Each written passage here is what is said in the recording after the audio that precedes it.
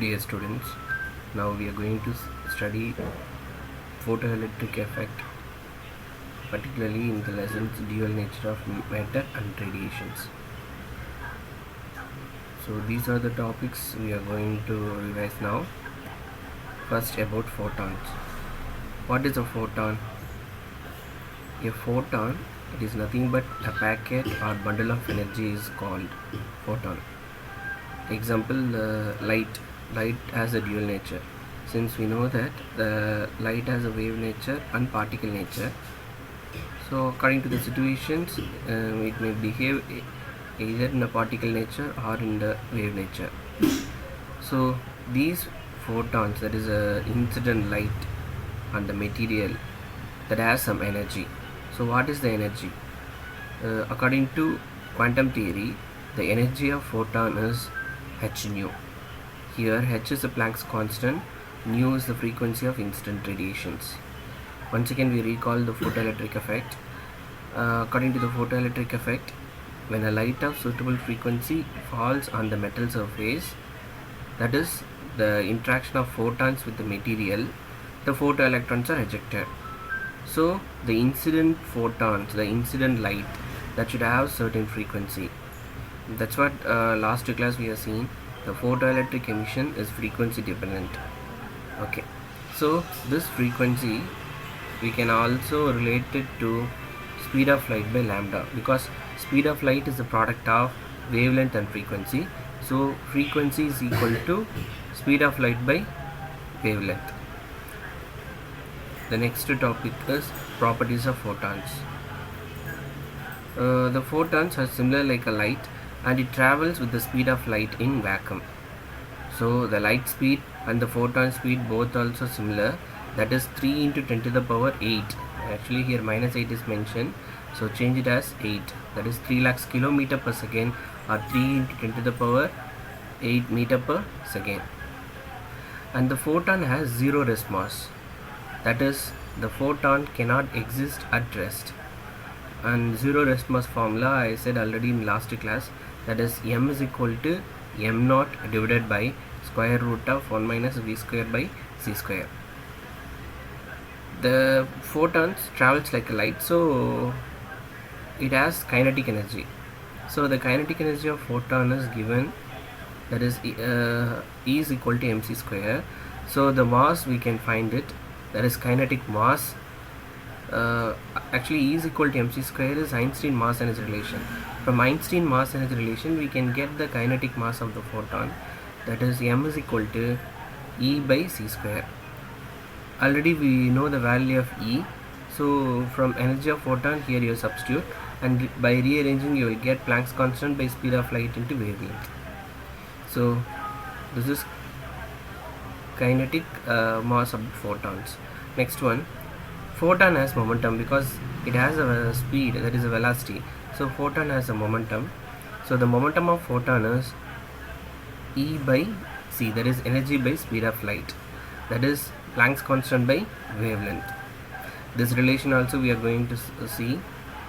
And light also travels in straight line, so photons are similar like a light, so photon also travels in straight line.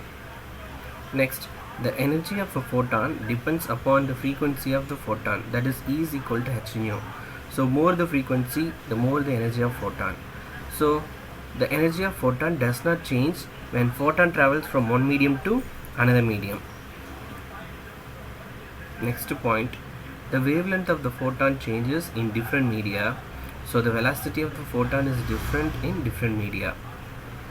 Then photons are chargeless, so photons are electrically neutral. Photons may show diffractions under different conditions. So what is the diffractions? Diffraction is nothing but the important phenomena, one of the light phenomena. We know the reflection, refraction, no. Similarly from ray optics and wave optics we are going to study the other phenomena, diffractions, polarizations, etc. So simple example, like a crystal structure. On a crystal structure we are allowed to pass a light like X-ray, then the crystal lattice points the atoms in the crystal lattice points that will deflect the light or scatter the light. So this scattering of light from the crystal structure when a light of suitable frequency falls is called diffractions. So that we'll learn very detail in wave optics. So photons may show diffractions under given conditions, and photons are not deviated by magnetic and electric field. Since photons are chargeless and they are electrically neutral, so they cannot deviated by magnetic and electric field. Next, photoelectric effect. What is photoelectric effect? It is a phenomenon of emission of electrons from mainly a metal surfaces that is exposed to light. Not only the certain light, the high frequency light. We may choose an X-ray, gamma ray, ultraviolet rays, even visible light and infrared rays. So these are the suitable light energies that have a suitable frequencies. So when these frequency of these different lights when interact with the material, the emission of electron takes place. So the phenomena is called photoelectric effect. So what is the photoelectric effects?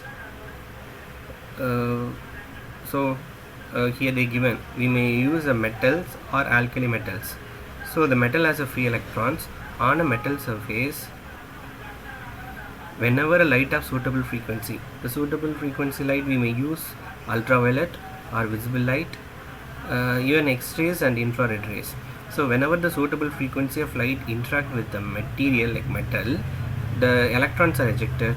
These ejected electrons are called photoelectrons. Okay. So the current produced or current constituted by the photoelectron is called photoelectric effect. But here we should note important point.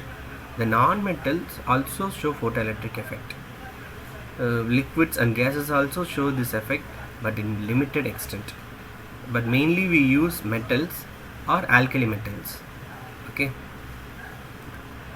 The experimental setup by Halbach and Lenard. So this is evacuated, the blue colored box. So the cylindrical tube is a highly evacuated tube. Inside the highly evacuated tube, the two metal plates are fitted. One is a cathode, another one is anode. Okay, the anode and cathode are fitted with the circuits, that is high potentials. So the cathode is basically initially connected with the negative terminals, and this is a quartz window. So why we use a quartz? Now quartz allow only the ultraviolet. So from the light source, the ultraviolet light allowed to passes through quartz window on this cathode. The cathode is called emitter. So it emits an electrons. So these emitted electron from the metal surface is called photoelectrons. Further, this electron travels towards anode.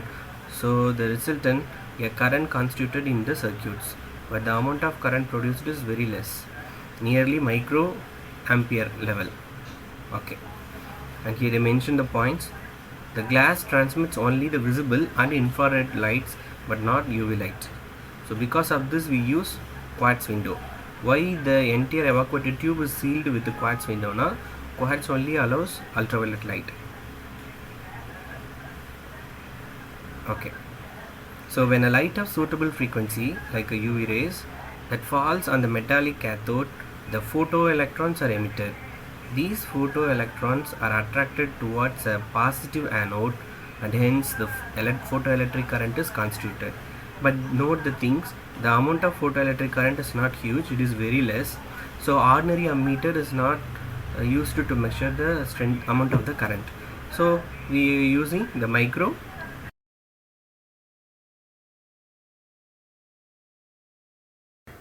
So from the experimental setup, what are the effects from the photoelectric emission, that is photoelectric effect? First one, effect of intensity of incident light on photoelectric current. What is intensity? The intensity is nothing but by using different power rated bulb but have same frequency. So the frequency is fixed, but the power is different. By varying the different power like 100 watts, 250 watts, 500 watts. So among these three intensity, the 500 watts have greater intensity, but all emit same color light. Okay, note that intensity means it has a fixed frequency. The photoelectric current increases linearly with the increasing in intensity of incident light. So look at the graph. So for 100 watts bulb of the same frequency, this is a photocurrent. By using 250 watts, the photocurrent again it's increased here. By using 500 watts, the photocurrent still increases. So if you plot the graph between the intensity of different intensity of incident light and the amount of photocurrent produced, so the graph will be straight line. So this is the effect of intensity of incident light on photoelectric current. The second effect is effect of potential on photoelectric current. So what is a potential? So the potential is nothing but to cathode and the anode we are supplying the external voltage. Now this is high voltage. So depending because 4 factor it depends: intensity, potential difference between the cathode and anode, frequency, and nature of material. So the second effect is effect of potential on photoelectric current. So here also, for a fixed frequency of incident light, the photoelectric current increases with the increasing in positive potential applied to anode.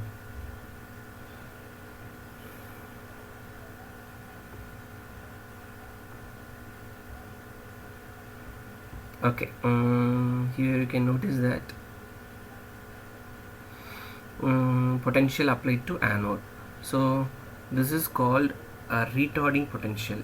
The potential applied to anode is called retarding potential. We may increase or decrease. So for a particular potential applied, so the potential is gradually increased. So the photocurrent also linearly increases, but it won't increases linearly up to a certain point. After that, even how much you applied potential also, the photocurrent is remain same. So this limit is called saturation limit. From here to this point is called saturated current. Okay, and then in a negative directions, using commutator we have to reverse the directions. So by reversing the directions, that is negative potential, the photocurrent also will come to this point. Okay, again for a different potentials we are using. This is another one light. Okay, by using another one light, repeat the experiments. Linearly it increases up to a certain point. Further, even you apply how much potential also, the photocurrent remains same. Okay, so this limit is called saturated current, but it has same stopping potentials. So now from the experimental conclusions for this effect is, for a fixed frequency and the intensity of incident light, the photoelectric current increases with the increase in positive potential applied. Note that positively we are applying the potential where to anode. So when all the photoelectron reaches the plate A and the current become maximum, this is called saturated current. So the anode is maintained with the positive potential and negative electrons are emitted from the cathodes. So if you give more negative potential cathode, the more electrons are emitted, but that is also up to a certain point. Even if you give very high potentials, only a limited photoelectrons, because that is a point is called saturated current. When the potential is decreased, the current also decreases but does not become zero at zero potential.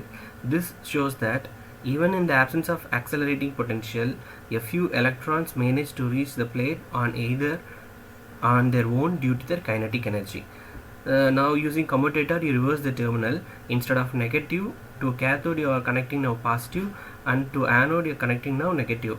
So cathode is maintained with the positive potential, anode is maintained with the negative potential. In this case, only the few electron, that is high kinetic energy electrons alone, able to reach this anode. Okay, that only they mention. So when negative potential is applied to the plate, that is anode plate, with respect to cathode, the photoelectric current becomes zero at a particular value of negative potential is called stopping potential. Here this is a point. The graph will comes like this. This is for the first light, and for second light it comes like this. So same stopping potential. So further this point there is no photocurrent. Okay, below this point no photocurrent. So at which potential the photocurrent becomes zero, so that particular potential is called stopping potential or cutoff potential. So the intensity of incident light does not affect the stopping potential. Note that. The third effect is frequency. Already we know that we used UV like light because the UV is a high frequency light. So the effect of frequency of incident light on photoelectric current. For a fixed intensity of incident light, the photoelectric current does not depend on the frequency of incident light, because the photoelectric current simply depends on the number of photoelectrons emitted and in turns on the number of photons incident and not the energy of the photons. Okay. The next one, effect of frequency of incident light on stopping potential. So this is very important because photoelectric emission is frequency dependent. For a fixed intensity of incident light, the photoelectric current increases and is saturated with the increasing in positive potential applied to the anode. So as usual we choose the frequency nu1. For the first frequency of light, increase the potential to anode, so the photocurrent also increases up to this point. Further, by increasing the potential to anode, the photoelectric current does not increases, it remains same. Okay, so it gets over. Now use the commutator, reverse the terminal. Now to anode we are applying the negative potential. Note that the photoelectrons reduces, it stops a particular point. So this is a cutoff voltage or stopping potential for the first frequency. Now once again using commutator, reverse it, reset the setup. Now use another one frequency, that is nu2. Now the incident light frequency changed. So for the particular intensity of the light,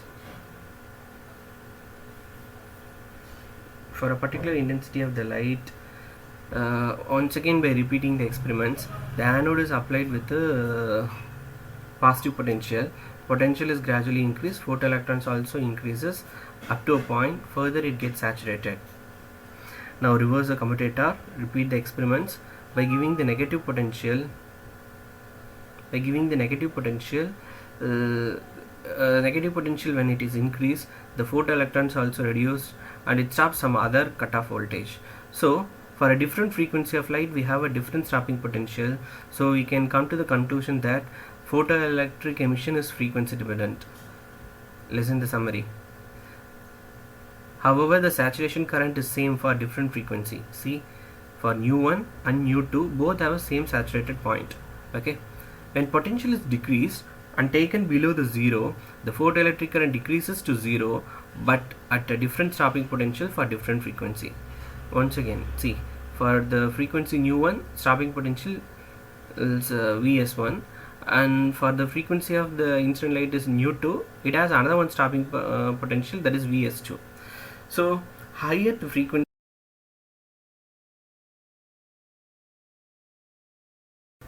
the fifth point, that is threshold frequency.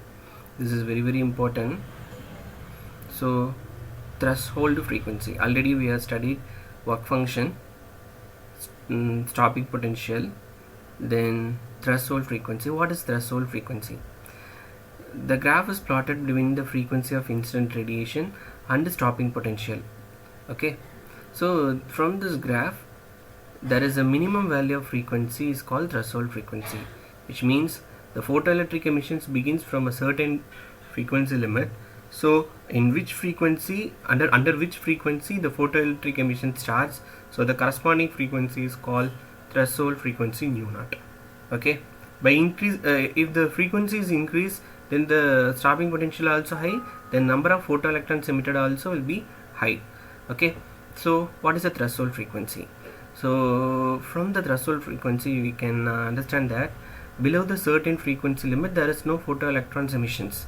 Only from a particular frequency limit the photoelectric emission starts. So from which frequency limit the photoelectric emission start, the corresponding frequency is called threshold frequency.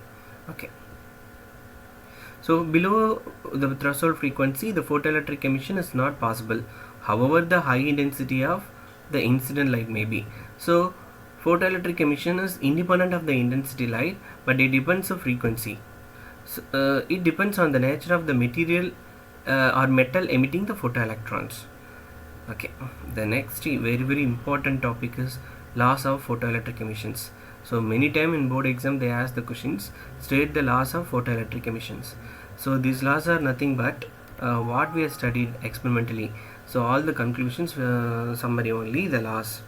The first law: for a given substance, that is material, there is a minimum value of the frequency of incident light called threshold frequency, below which there is no photoelectronic emissions, however the intensity of light may be. So the definition about the threshold frequency is the first law. The second one: the number of photoelectrons emitted per seconds, that is photoelectric current, is directly proportional to the intensity of incident light. So we can see the first graph, so this graph. So this is the second point. So this graph, by increasing the intensity, photoelectric current also increases linearly, but up to a certain point further it becomes saturated. Okay, so the number of photoelectrons emitted per second is directly proportional to the intensity of incident light, provided the frequency is above the threshold frequency. Note that even though by increasing the intensity, photoelectron also increases, but it should have above the threshold frequency. Third one: the maximum kinetic energy of photoelectron is directly proportional to the frequency provided the frequency is above the threshold frequency. Suppose the photoelectron should have a maximum kinetic energy, the incident frequency should be greater than the threshold frequency. So we know that greater the frequency, greater the energy. So maximum kinetic energy of photoelectron is eV0, no? Yes. So the maximum kinetic energy of photoelectron is independent of the intensity. Already we have seen that whatever may be the intensity, but it is frequency dependent. So again and again I can remember the point: photoelectric emission is fully frequency dependent, not intensity dependent. Okay. The process of the photoelectric emission is instantaneous. What is called instantaneous? Immediate. Whenever the light of suitable frequency falls on the cathode, soon immediately the photoelectrons are ejected. It won't take a time. Even the time taken is very less. It is less than nanoseconds. That's what they mention. The process of photoelectric emission is instantaneous. So as soon as the photons of suitable frequency strike the metal surface, the surface emits an electrons. The time taken is very less. It is less than nanoseconds. The photoelectric emission is 1:1. That is, for every photon of suitable frequency, one electron is emitted. So if photons are in 1000 counts, then photoelectron also in 1000 counts. Okay, so these are the laws. So the 5 points is very important. They may ask in 2 marks or 3 marks. Okay, so all the 5 points they govern from the graphical representations. That is experimental setup result. Okay, the next one is Einstein photoelectric equations. So Einstein photoelectric equation also similar. Simply I am saying, see, this is a metal surface. Metal surface have free electrons. Normally we try to remove the free electron from the metal surface. Suppose if you try to remove the free electron from the metal surface acquires a positive charge, no? So these positive charge will bring back this negative electrons towards a metal. So it is not that much easy to remove an electron by a simple process. So how to remove an electron? So for that we should supply a light of suitable frequency on the metal surface. So whenever a light of suitable frequency strike the metal surface, so from the energy of the incident light, part of the energy goes to work function limit. What is the work function? A minimum energy required by electron to escape out from the metal surface. So metal குள்ள இருக்க எலக்ட்ரானை அதனோட சர்ஃபேஸ்க்கு வெளியில் கொண்டு வரதுக்கு spend பண்ண energy is call work function. So part of the energy is spend for the work function, remaining goes to the maximum kinetic energy of ejected electrons. So out of 100% incident light, maybe 10 to 20% goes to work function, remaining 80% goes to the kinetic energy. This is the basic function of photoelectric emissions. So how Einstein arrived this equations? Listen.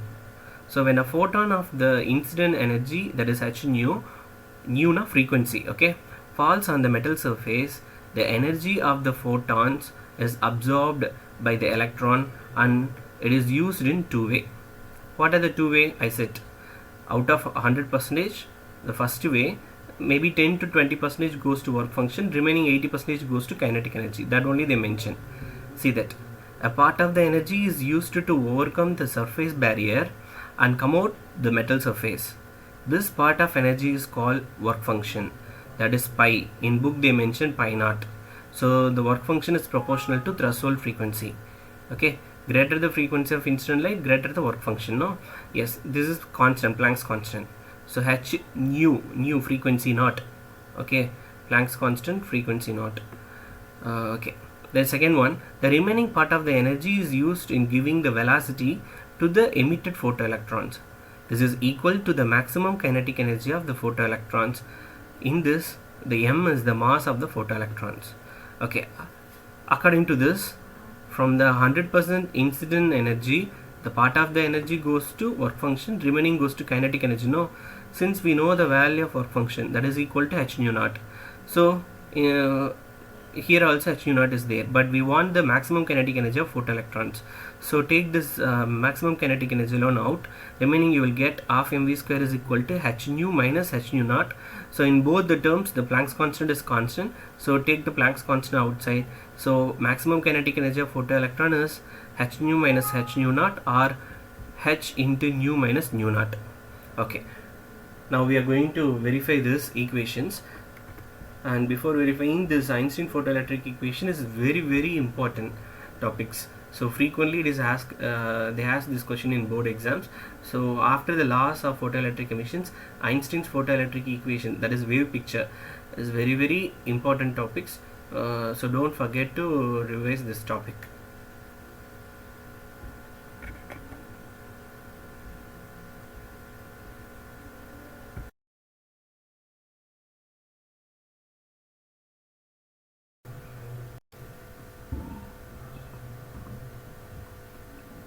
So according to Einstein photoelectric equation, the maximum kinetic energy of photoelectron is difference in work function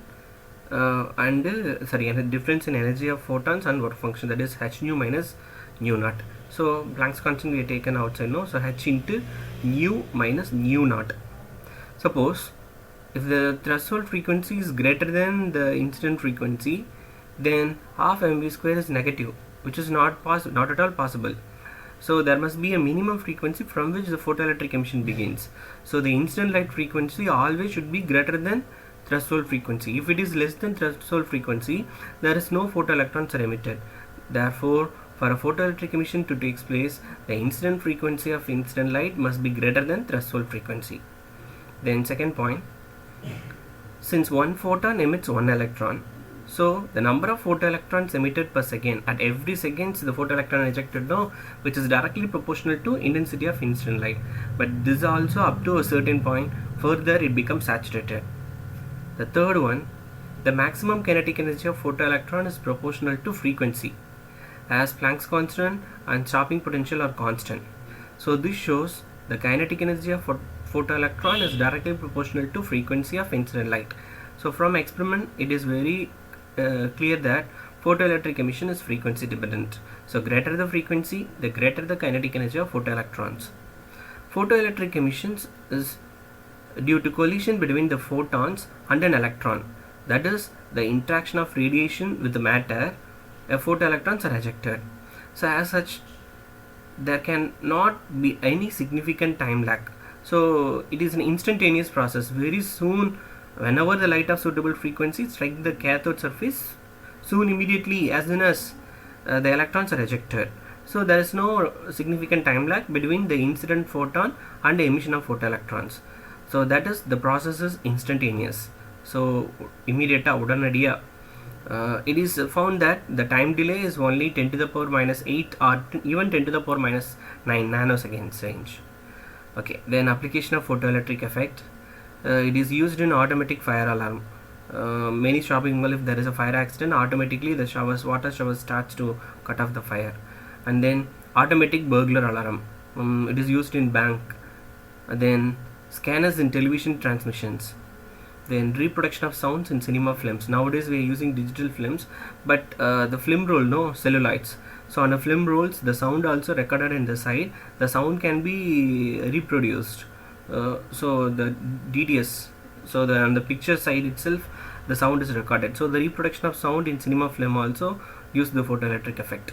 In paper industries, to measure the thickness of paper.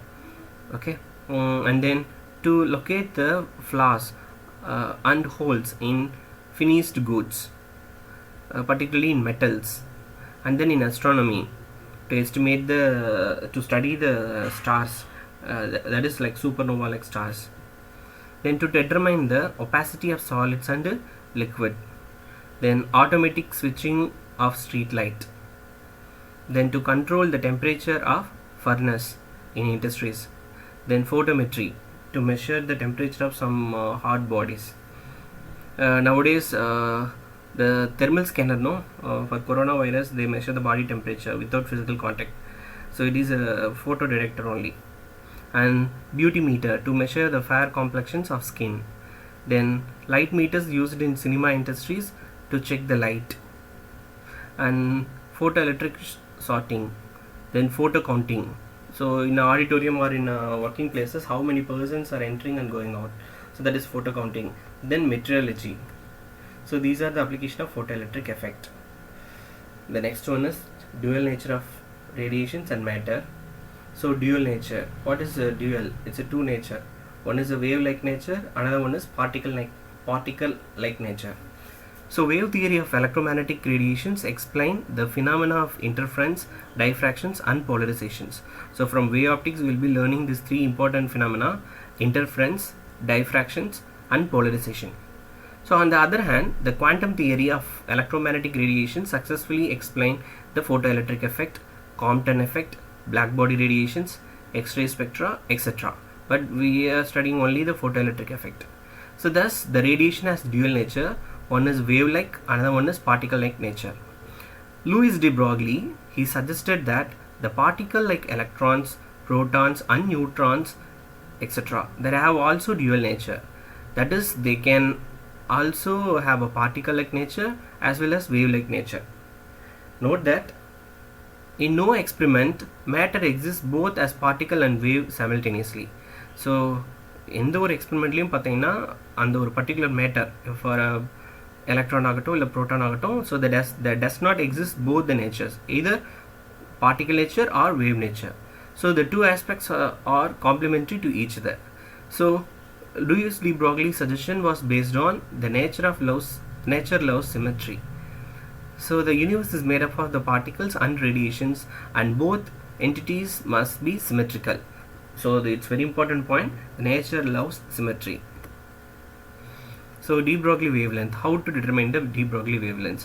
He only suggested a matter and either behaves particle-like nature or wave-like nature. No, he assumed that energy particle, okay, like photons, photons with the energy that guided to travel like a wave-like natures. Okay, according to de Broglie, a moving material particle can associated with the wave-like natures. That is, a wave can guide the motion of the particle. So this is actual particle. This particle has energy. So this particle has energy. During its motion, it travel like a wave. Okay.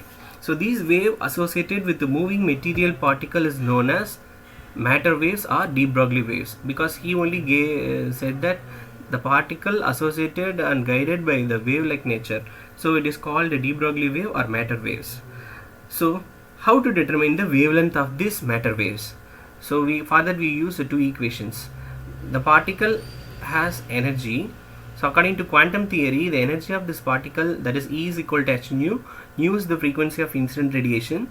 Instead of frequency, we can write speed of light by wavelength. Okay, consider this is first equation. Einstein also arrived at the equation of this energy of the photons. According to Einstein, energy of photons E is equal to mc square. Compare this both equations. Left hand sides are equal. Automatically the right hand side will be equal. By equating this right hand side, we can find the wavelength. That is, wavelength is equal to Planck's constant divided by mass of the particle and speed of light. But mass and speed is a product of momentum. So the product of mass and speed is equal to momentum. So wavelength is a ratio between Planck's constant and momentum. So this is called de Broglie wavelength. So according to de Broglie wavelength, the wavelength of matter wave is Planck's constant by mass of the charged particle and velocity of the charged particle. Okay, de Broglie wavelength is inversely proportional to the velocity of the particle. If the particle moves faster, note that, then the wavelength will be smaller, vice versa. So the velocity and the wavelength both also inversely proportional. If you want the high wavelength particle, then the particle should travel with a less velocity. Suppose the particle travels with a high velocity, then wavelength should be less. Okay, because inverse wavelength and velocity both also inversely proportional. If the particle is at rest, then the de Broglie wavelength is infinite. Such a wave cannot be visualized. Suppose if the velocity is 0, anything by 0 become infinite, no? So wavelength cannot be visualized or defined. De Broglie wavelength is inversely proportional to mass also. So the wavelength associated with a heavier particle is smaller than that of lighter particle. So for a proton, less wavelength, but for an electron, high wavelength, because proton mass is greater than electron mass. So for a particle has a greater mass, na, wavelength is less. Suppose particle has less mass like electron, na, wavelength is high. So the wavelength and mass both also inversely proportionals. So compare the wavelength of protons and electron. For proton, wavelength is less, for electron wavelength is high. Okay, de Broglie wavelength is independent of the charge of the particle. The matter waves like electromagnetic waves can travel in vacuum, and hence they are not mechanical waves. So matter waves are not electromagnetic.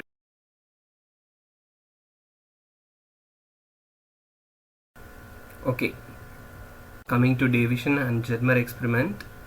Under the guidance of de Broglie, Davison and Germer, they both performed an experiment to determine the wavelength of matter waves. So from their experiments, we can determine the wavelength of matter waves. So how they estimated the wavelength of an electron? So here an experimental setup is given. So from the experimental setup, they have a barium coated tungsten filament. Barium oxide coated tungsten filament. This barium oxide coated tungsten filament is connected with the low tension battery and externally with the high tension battery, and the entire chamber is highly evacuated. So entire chamber is highly evacuated because no air should be taken inside.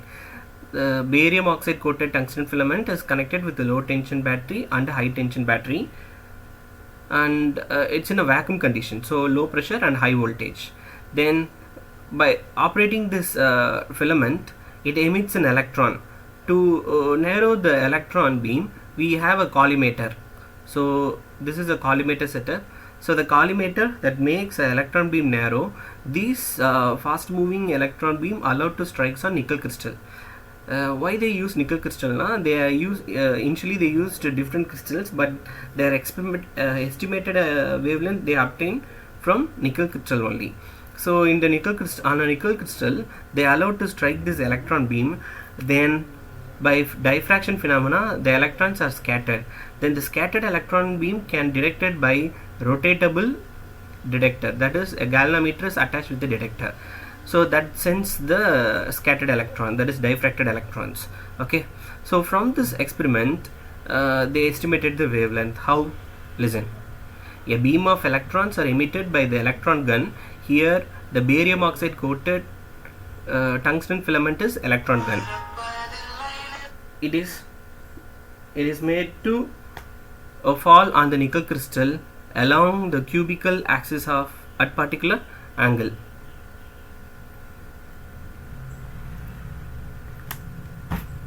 at a particular angle. So the scattered beam of electron is received by the detector. Here you can see that the scattered electron is received by the detector. This is incident electron beam and this is diffracted electrons. So these diffracted electrons are captured by the movable detector.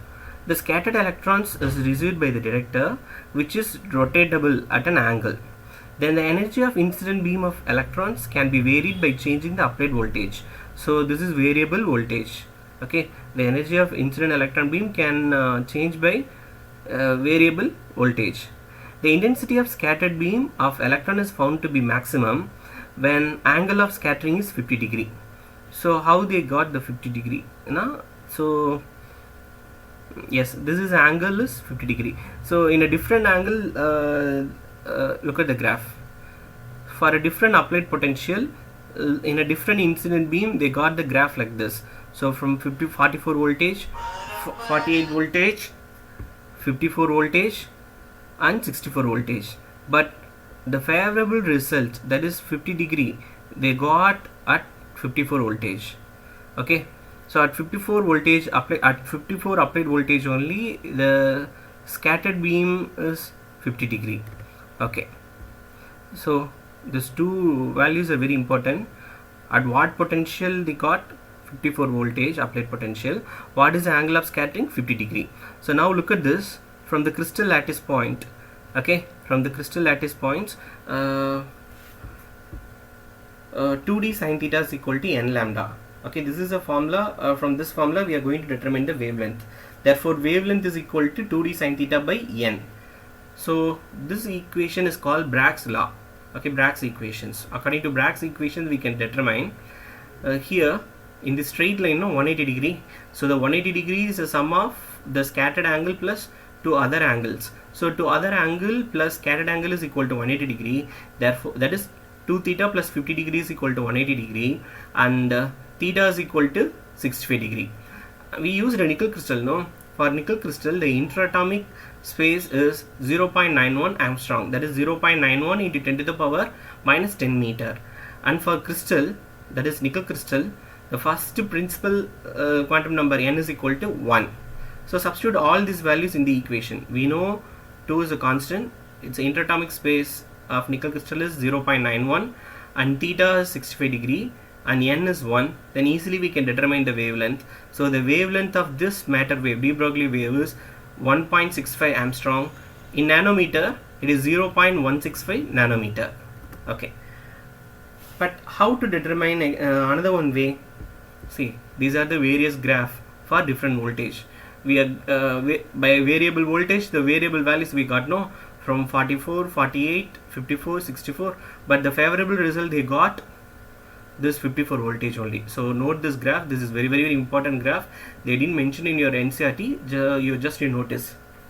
Okay, according to de Broglie wavelength, wavelength is the ratio between Planck's constant and momentum. No, but momentum, it is 2 MeV. So in 11th standard work energy power lesson, you have studied the relation between the kinetic energy and momentum.